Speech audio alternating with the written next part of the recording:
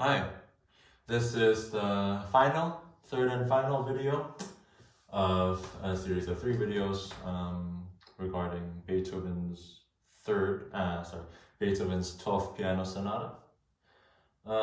Previous videos I've discussed the first, second, and third movements. Now we'll be talking about the rondo 4th movement today. Now this 4th movement is marked Allegro. It is a rondo sonata allegro form. It's very brisk. It starts with this sort of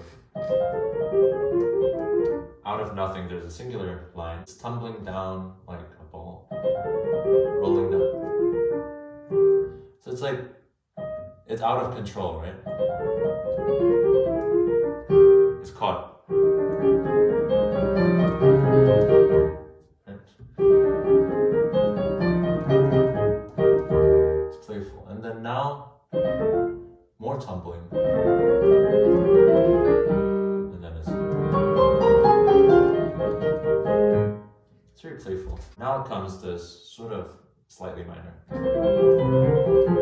An F minor. And then that motive is repeated, but now because the left hand has that line, and then the fast stuff is on the right hand. And then that switches roles in the next one. Now it modulates to E flat. And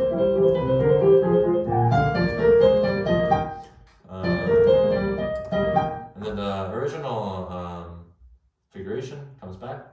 Now it comes back to A flat. And then there's this short cadence.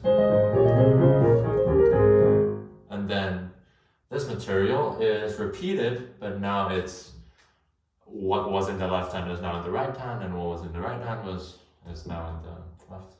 No, it's an octave now. And then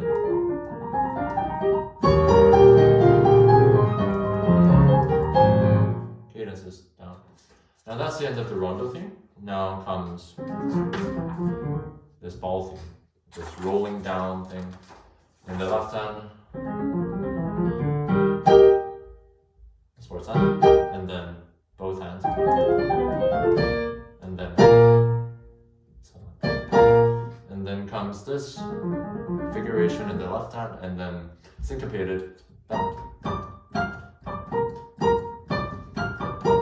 in the right hand. And then it's switched.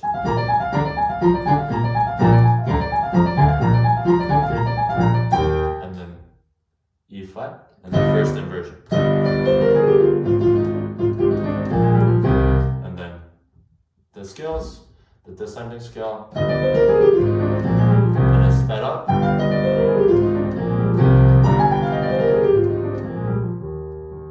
Now we're in E flat. And then fragments of this tumbling. Fragments. So it's like it's teasing us, right? Piano, teasing. All this chromatic. Right, it's very playful. And then we're back to the original rondo theme. With the pedal playing in the bass.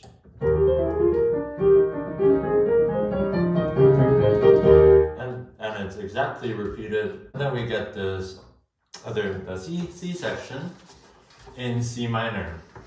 So it's like tremolo in the left hand.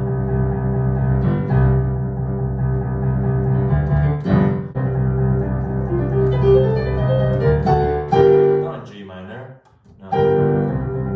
And that material repeats after the repeat. Now in G minor.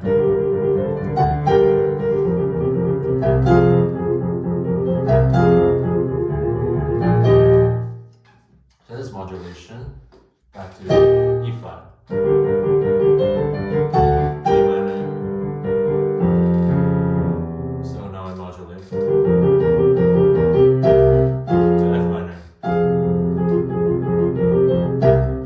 It repeats, stubborn.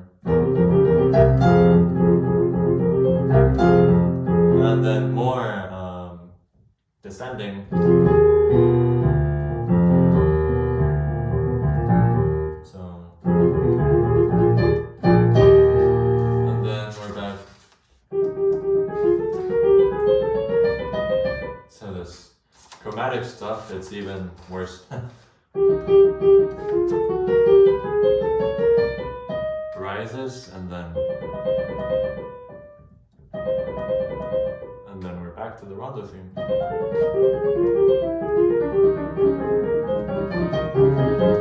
And again, this rondo theme, no variations, it just repeats as it was. And then we get this tumbling in both hands. So the offbeat sforzanti chords that we saw earlier comes back, and then now it's a bit more developed.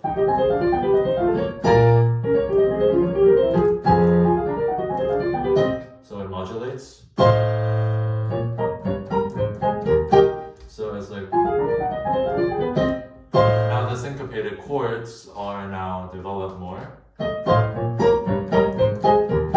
And then we get the, in the right hand, and the syncopated octaves in the right hand, so.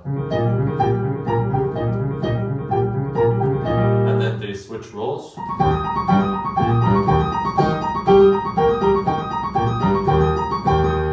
That build up and then sforzando.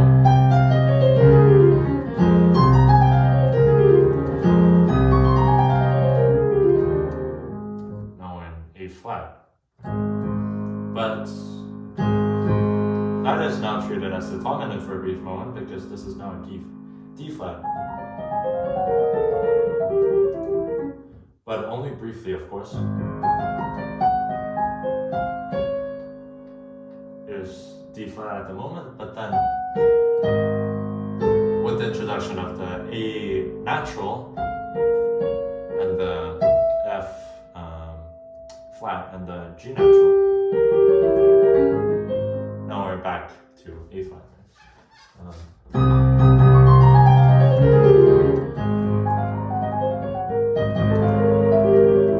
This diminished stuff.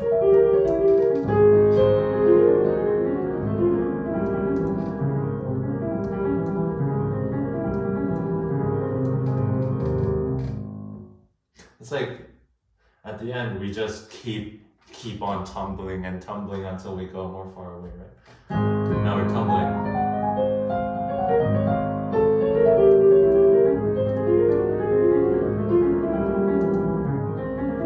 Farther away. It's like the two kids tumble away into the unknown and then they disappear forever. Very nice ending, I would say, to an overall very masterfully crafted sonata, just like Beethoven. Now, the fourth movement especially is a very good example of how Beethoven uses motives. The way he develops something out of really simple motives. Because really the main motive of this movement, tumbling, right? Because even this is derived from, I've been talking way too much about tumbling for this video. I think this is enough for today. If you have enjoyed, please like and subscribe, and I'll see you in the next video.